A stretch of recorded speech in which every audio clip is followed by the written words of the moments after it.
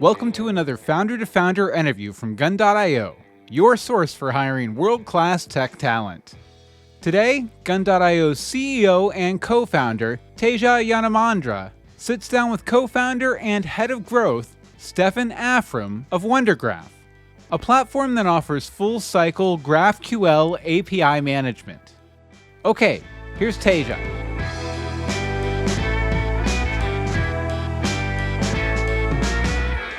Where'd you grow up? In Miami or elsewhere? So I grew up I moved when I was like 2 from Serbia to Michigan. I grew up there, became a US citizen until 10. When I was 10, around the 4th to 5th grade transition, I moved to Orlando. And I grew up here, and I say like I'm from Orlando because I grew up here and I went through college here as well. So after high school, I got a soccer scholarship and I grew up right there here in Orlando. And I went to college in Rollins and I played soccer there. And then I signed for Orlando City on like a small contract, but then I got injured my senior year and that went, out the window. Yeah. So from there, I was working at a startup and then they had these huge layoffs during COVID. And so they let everybody go. And then in the middle of COVID, I was like, you know what, I'm kind of tired of Orlando. I want to go somewhere. And Mayor Suarez tweeted to Elon Musk, like, how can I help? And I saw that on Twitter and I was like, you know what, I'm going to move to Miami. And so I decided to pick up my stuff and I moved to Miami. That's sick. Wow. Okay. So did you grow up playing soccer? Like, is that what you wanted to do professionally initially? Yeah. So, that was like my thing. Like growing up, I was the soccer guy. I was Stefan, like all my like essays ever were about soccer. And like my goal was to get a full ride scholarship to college. Because the way you do it in America is you get a soccer scholarship and then from there you go into the MLS. And so I got a full ride to Rollins, which is like 45 minutes from my house in Orlando.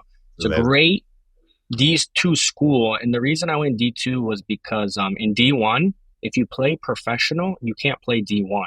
But in D2, you can. So we had all these kids from England that played professional. And they also gave me a full ride. So I went there. And that was my thing. I wanted to be a professional soccer player. And then I got signed for a homegrown contract and then tore my ACL. So that kind of ruined everything. Bro, fucking ACLs. I hear you. Did you get it repaired or are you just riding with it like partially torn? Nah, so I don't know. I have the worst luck. Like my senior year, I tore my PCL, which is like super easy, like to heal. It's just 4 months, no activity. But it only happens in like 1% of tears. And if it's isolated like mine was, it's super weird. But then when I signed for Orlando City, I tore my ACL. I had surgery, I recovered, but I decided, I'm going to go into tech. And then a year ago, I did my other ACL playing soccer again. So I was like, you know what? I think it's time to retire from soccer. Did you get the other one repaired or that's... Yeah. So I got them repaired and like I did the rehab and like you would never know the difference. You would just see the scars on my knee, but like I still bench and I still max squat like 350. Like I'm very very active and I do my thing, so it doesn't affect me at all. No, I'm right there with you. Like I train Brazilian Jiu-Jitsu and I've been training that for a few years. But last year I partially tore my ACL. And I didn't get surgery on it because they thought it would I also didn't want to get surgery. I was like, training is like what I love to do. I don't want to not train. If I don't train, I'm going to drink too much and like not be productive in my life. That's like me, because I get like addicted to physical activities. And maybe I shouldn't say this on a recorded line, but whatever. And and so I just like kept training because I told the surgeon, I was like, dude, I don't want to not train. He's like, okay, well, that's fine. And then this past July, I re-injured it. I re-tore the same ACL and they were like, you need to get surgery. So I've been avoiding it. Like I'm still like lifting, like lateral movements or like in one plane where you're like, I just going up and down, deadlift, squat, I can do, but lateral movements like cutting, pivoting, that sucks. So I have not trained in like 3 or 4 months. So we'll see. I'm like still pushing my numbers on squat and deadlift. So I feel like in a year, I'm going to try to go back to jiu-jitsu and see like where it goes, but I don't know. So I feel you on the injury. I was never like a pro athlete or anything like that. I'm just a hobbyist, but ACLs suck. They're dumb. Yeah, I agree. But if I were you, I would do the surgery. Like the only thing that sucks is the first like week because like you have to do the machine and you have to like re-tear your scar tissue because it scars right away. Yeah. But the after that, dude, like if you do the PT, like you're back to normal, like nothing ever happened. Really? Okay. Yeah. That's cool. I'm lazy, bro. Like I don't want to like take off a day of work and then go to like PT, all this stuff every week. But I just need to like sack up and just do it probably. So yeah. Yeah, I would recommend it. I did my surgery in the morning and then like I slept, but then I was back in the afternoon because like I could work from my laptop, so I'm still like doing stuff and taking meetings and put like a virtual background, like my leg is in this machine going back and forth. That's baller. I respect that. Okay. Well, we're coming up on holiday season, and so things will probably be a little bit slow, at least on my end. So I have a surgeon that he's like, you should do this now. So maybe I'll call him and get that shit repaired. Because yeah, it sucks not training. It sucks. So are you done with soccer permanently? Like you're not going to play anymore? Yeah, so like I mean, I've been struggling with this because like that used to be like the best fitness. Like I would burn crazy calories and like I had my good squad, my friends. And so now what I've done is I switched to paddle. So paddle's really big in Miami. And it's like a smaller version of tennis and like racquetball mix. You can hit it off the walls and there's some cool courts. And then I picked up golf.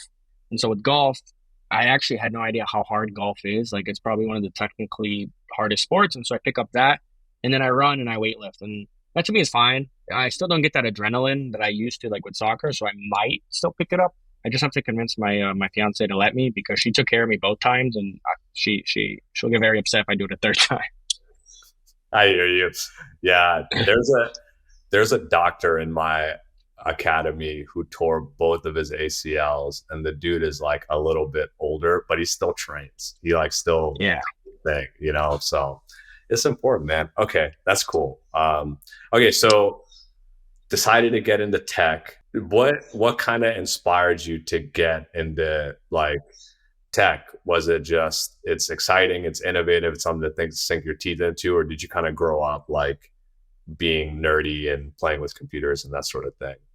I like this question because I actually have a very interesting answer to it. So, like, my whole family is in the medical field. So, my mom has like the biggest pediatric clinic for kids with special disabilities in Orlando. Like, she has like 90 employees. Like, she has 4 offices, and they have PTs, OTs, and then my uncles and aunts, they're all doctors, like neurology and things like that. And so, when I was in high school, I was president of the medical academy, and like everything I did was to go towards medicine. And so, when I started at Rollins, I my first semester I was pre-med, and so I was taking bio and chemistry.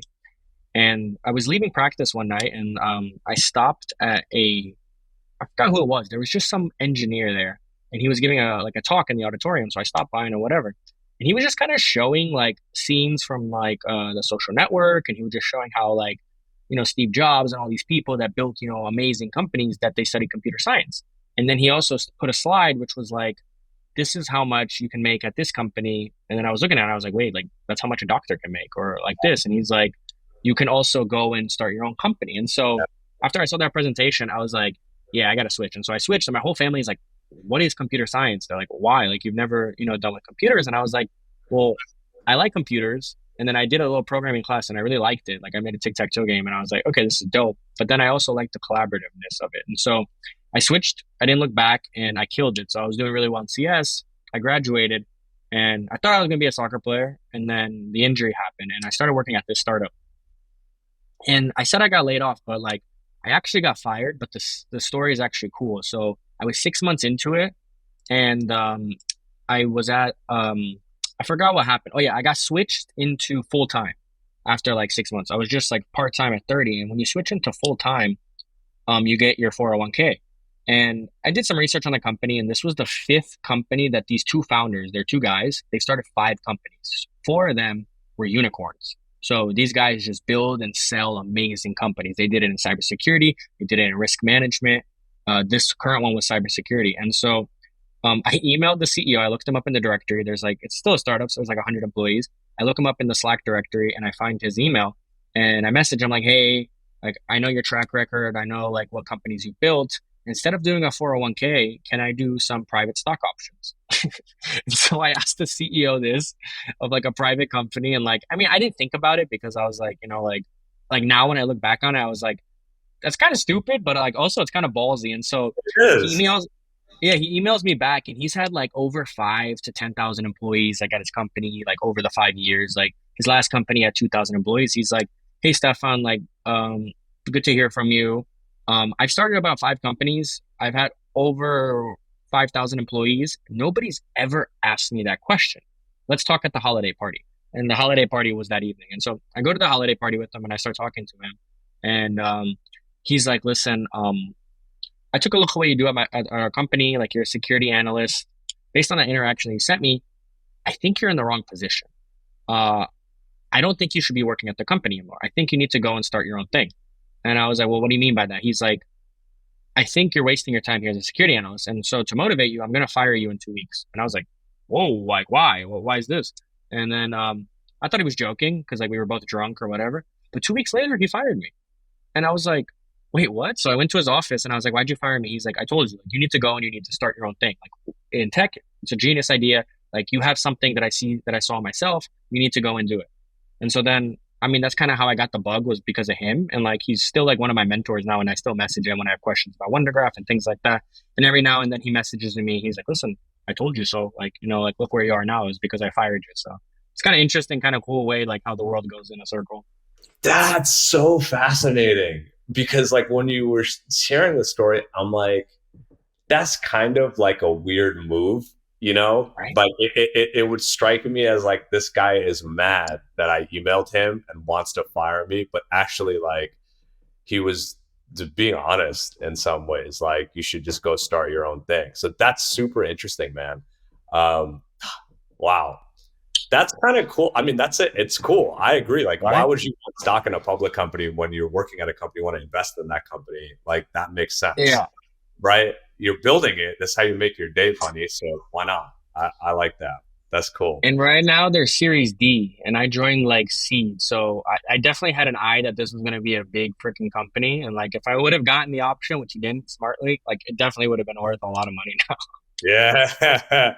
Well, I mean, it worked out like It for did, you, yeah. right? I mean, that's crazy. Did you tell like your friends like that happened? What did they say? Or were they just like, oh my.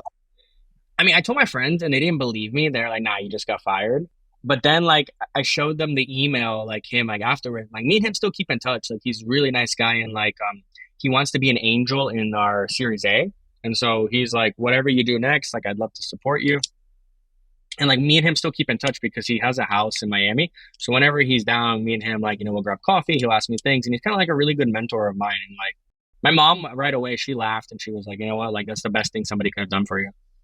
Yeah, that's awesome, dude. That's really cool. So like, okay, did he like tell you that you're fired like via email, or did he actually sit you down and was like, hey, I told you this is gonna happen? Like, how did that interaction go down?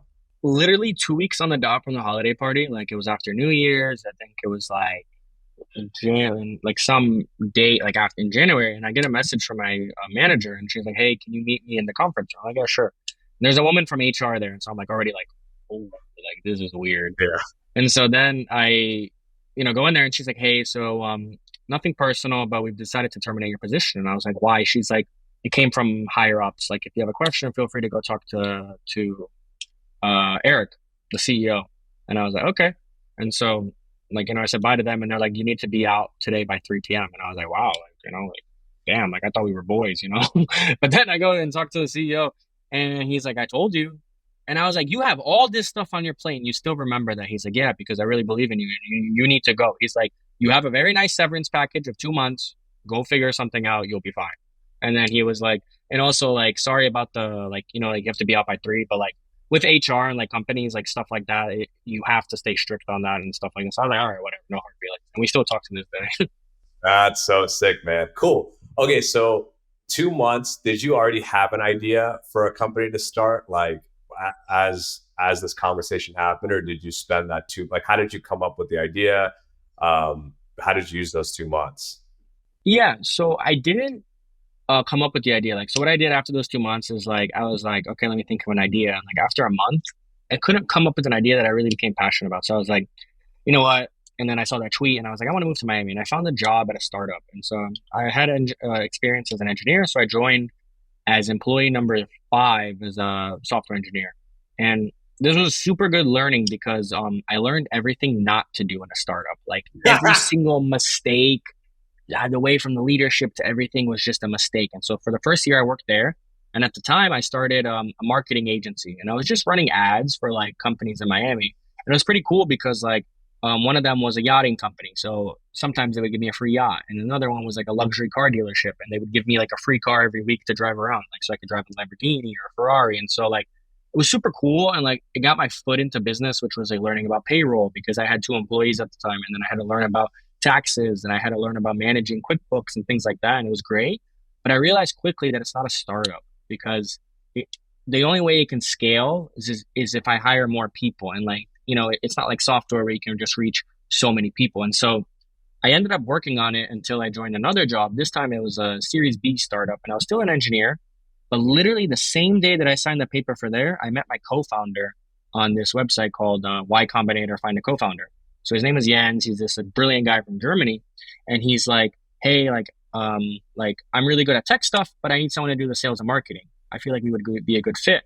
And so he sent me over his software to take a look at. And literally, like, I swear this was like a match made in heaven. I had a task at work to connect a bunch of data sources together. I used WunderGraph to do it. And I was done, like, it was a 2-week task. I was done in a day. So then I was like, okay, this has some potential. And I was like, this is something really cool. And so I was like, okay, no problem. Let's try it. I joined. And then within a month and a half, we got a large enterprise customer as our first customer. So then I was like, okay, this is something. But we worked together, me and him, part-time on it. Really, it was still 40 hours for 7 months before we got funding. So does he live in Germany or is he in Miami too? Did he move over? No, so him and my other co-founders, we're a team of 4. They're all in Germany. And then all of our employees are across the world. We have some in Ukraine, some in Spain, some in Portugal, some in India. And then I'm the only one in America. And so it allows us to kind of cover all the time zones. So I can cover Pacific and East. They can cover Central as well as like our customers in Japan and Australia. Yeah, that's sweet. I mean, Atlassian's a remote, I guess, work anywhere company at a $50 billion org. So I believe in, and our company's remote. Like I believe in remote first. So that's sweet. That's awesome, man. Do you guys do like annual retreats? Do you guys get together often? Like, how do you guys handle that?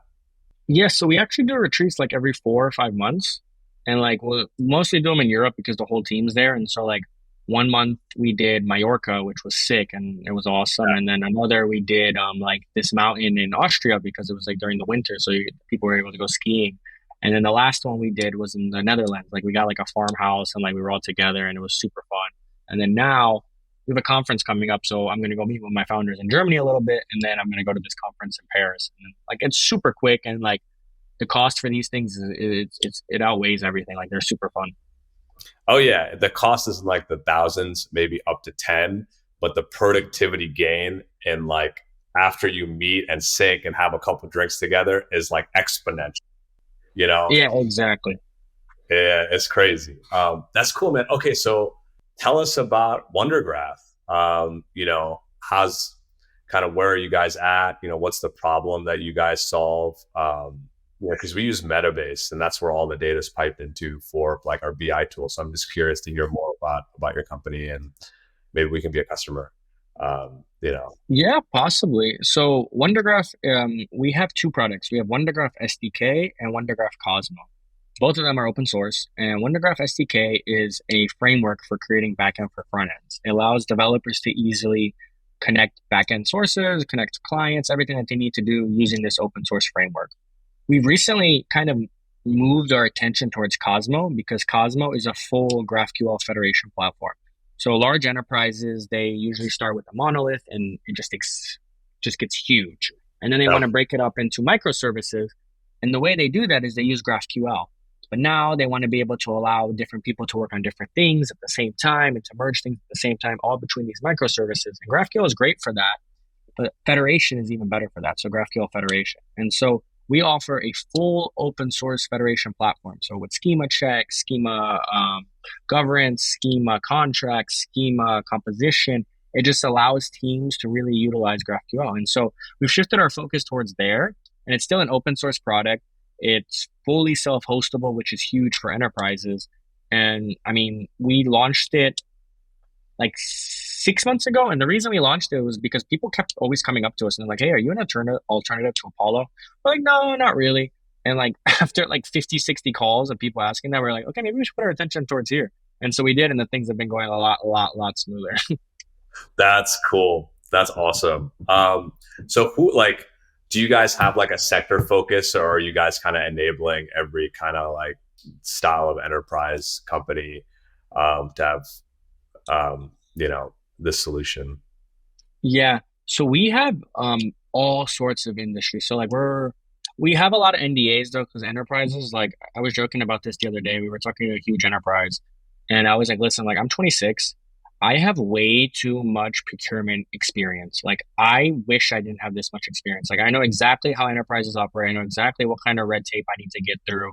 I know exactly which NDAs I have to sign. And so we have NDAs with, like, for example, one of the biggest crypto companies in the world. They use Cosmo. And then one of the biggest companies in the world for transportation uses Cosmo. And then we have like one of the smallest travel companies that's doing ridiculous in revenue, but they're a very tiny company. They also use Cosmo. So we spread across all industries, from travel to crypto to transportation to, applications like Airbnb or things like that. So there's not really like a focus into them, but all sorts of customers can use it, especially enterprise customers.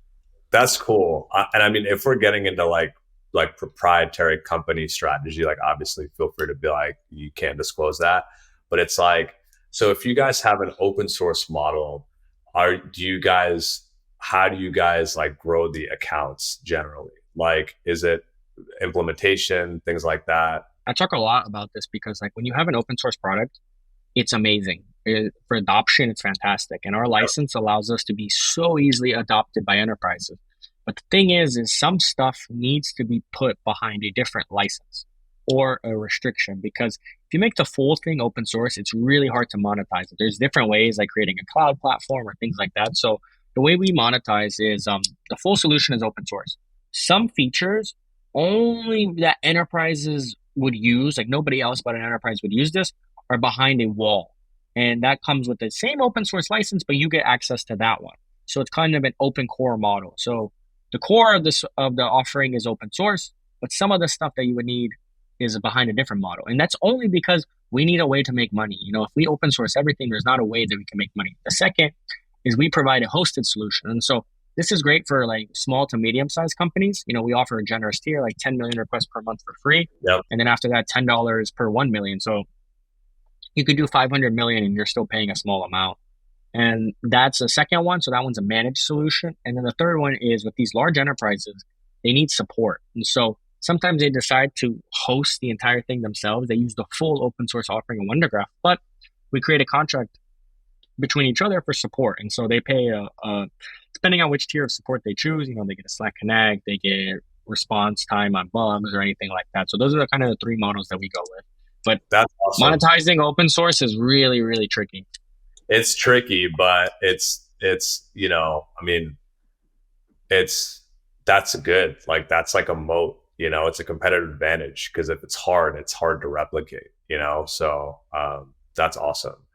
Okay, cool. So like you would be pumped if like devs in the platform, when they listen to this interview, like implement WunderGraph and what they're doing for clients. And if like that's something that drives adoption, even if it doesn't directly contribute to revenue, it at least like increases platform adoption and usage and network effects. So yeah, cool. Exactly. Like if they can just try it out and they use it, or they can use it for small projects, or even if they use it like large enterprises, like we have this huge enterprise, like one of the biggest healthcare companies, and they're using Cosmo, the entire open source version.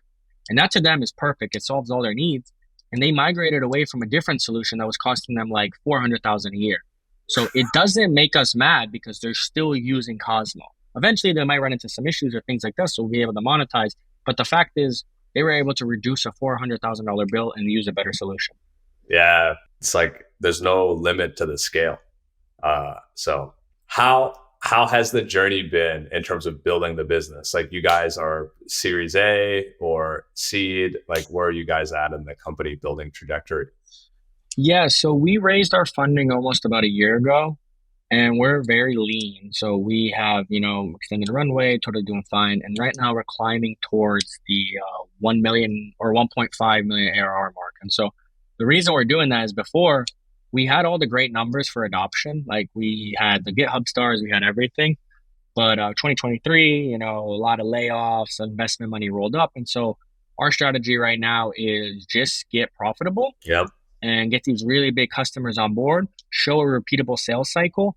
And then when we get to like 3 or 4 million ARR, like that's a really strong Series A. And from there, we want to raise a really strong Series A and then just use all that fuel to just expedite this. And we have a big competitor that we've been kind of chipping at, but now we've been really taking some large names from them. And so for us, we want to, expand on that. Our strategy isn't to take all their customers. Eventually, our strategy is always what has been from the beginning, is to create the GitHub for APIs. But this strategy allows us to get profitable, and it allows us to get customers, and it allows us to build that vision of the GitHub for APIs.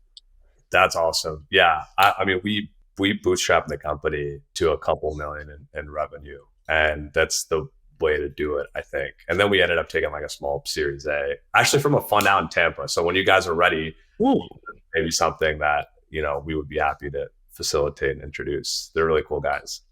Let's do it. So cool. That's awesome, man. And that's super exciting. I mean, basically 0 to 1.5 million in ARR in like 12, 18 months. It's insane. That's really cool. Sweet, man. We're not there yet. That's the goal where we want to go though. So we're slowly climbing to that goal. But with these large enterprises, like just give us till March, April, and I think we'll be there. Dude, that's sick. That's so crazy. That's exciting. What's some advice you would give to maybe another engineer or, a younger version of yourself, somebody working at a tech company who's thinking about, starting their own business? So with me, like with advice, like what I learned the hard way is like, we met some amazing people here with like starting this company. And like, I met so many founders, and like the biggest thing I learned is that every company is so different. So what advice works for them probably won't work for you. And so the only thing, and it's so weird, like you ever talk to a successful founder and like they all say the same thing. You just got to do it. You just got to do it. You just got to do it. And then you're like, if you haven't started a company, you're like, well, how the hell do I just do it? Like, I don't know where to start. And then they'll be like, oh, you just got to start. And it's like, what does that mean? And so the answer to that question is to just increase your size of luck, like your surface area of luck. And how do you do that? You go and you sign up for Y Combinator, find a co-founder, because this will let you find a co-founder. Or you go into meetups around your city and you try to find people that are like-minded, that want to start a company, or you reach out to the people that were in your school. So this increases your surface area for luck. Next, you start reading, blog posts by Paul Graham or what YC is doing or things like that. And then you also start looking into what problems you see around that you would solve, but you would solve passionately, because 9 times out of 10, a lot of founders quit because they're just simply not passionate about it. But the 1 out of 10 that succeed is because they're super passionate about it. And I mean, that's the most important thing, is that this is a problem that keeps you up at night and you really want to solve it. And I have a friend right now.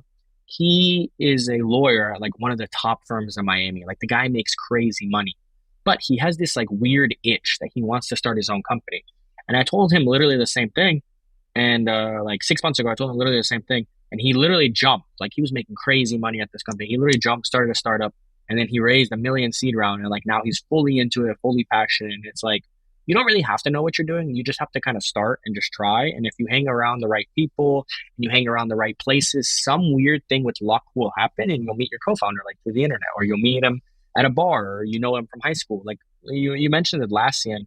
The Atlassian guys went to college together, but they weren't really friends. And then one of them wrote an email to like the class of whatever, and it was like, hi, before you guys go out and join corporate America, does anyone want to start a startup with me?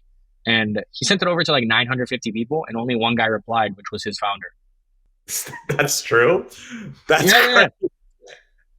That they went to the same school, and like they did group projects together, but like they weren't like boys. And then he literally like went and worked for a startup, one of them, I forgot which. And then he just, took the email chain. He's like, who wants to start a startup with me before you go over to corporate America? And like one guy answered, and now it's Atlassian. That's so baller. What? That's crazy. Yeah. And it's like, it's crazy too that like, I mean, it's almost like you kind of get married for like a really like, but you have like an objective, right? And just to be like, all right, like we're like married now and like we're going to build a business. You just have to work out all the vision differences, values differences. You're spot on with that. Like you basically become married to your co-founder. And like another thing about the Atlassian guys, whenever they couldn't come to an agreement, the last resort was rock, paper, scissors. And so they would try everything that they could to solve it before they get to rock, paper, scissors, because then it's just luck. I kind of want to implement that. That's amazing. Awesome, man. Thank you so much for your time. This was amazing.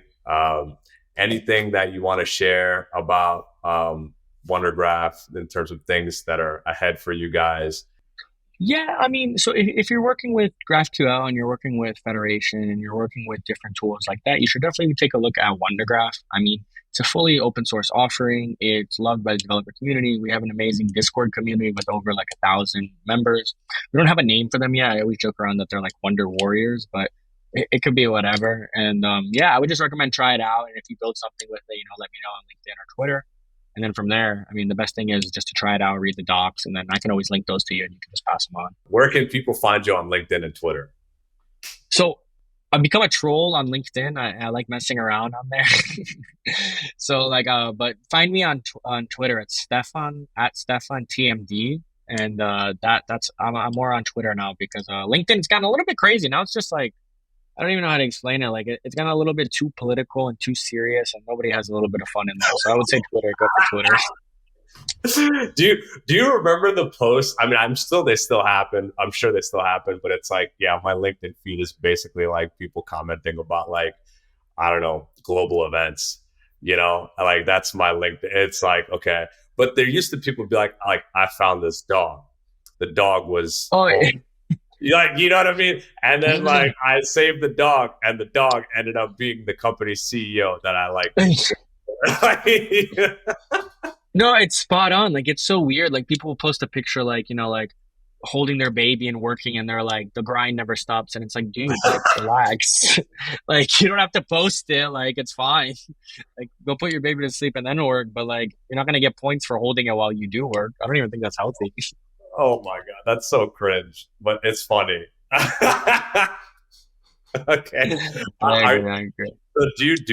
I'm going to follow you on LinkedIn because if you're trolling on LinkedIn, I feel like it'd be pretty funny. Like, yeah, you definitely should. Have you ever seen Analyze This or Analyze That? Yeah. Yes. You know the car salesman scene, like where like he's like, you've been busting my balls, like, he asked me all these questions and he just like rips into them. I posted today like how I feel after 5 exploration calls with the prospect, and like these people were like, you can't talk to prospects like that. How can you do that? That's so rude. And it's like, obviously I'm trolling, but like, I can't believe you think that's serious. Like I post stuff like that. Okay. I'm going to check it out. That's awesome. I mean, Taylor posts like him, like lifting weights on LinkedIn. So I feel like, that's like, I think it's unique to post shit that is not really seen on LinkedIn often. Like that's what LinkedIn needs more of versus basically people just marketing to other people. Like that's what LinkedIn usually is used for, so sadly, yeah, it's literally just become like a sales platform. It's crazy. Yeah Cool, man. Okay, well, I will follow you on LinkedIn and Twitter, and I encourage everybody in the community to do the same and check out WunderGraph. You're listening to the Founder to Founder podcast powered by Gun.io's Frontier Network. We release a new episode every Thursday morning, so be sure to subscribe on Spotify, Apple Podcasts, Stitcher, or wherever you stream your music. Please leave us a review and share with your friends. You can follow us online at The Frontier Pod or drop us a line at team@gun.io to get in touch about hiring world-class tech talent.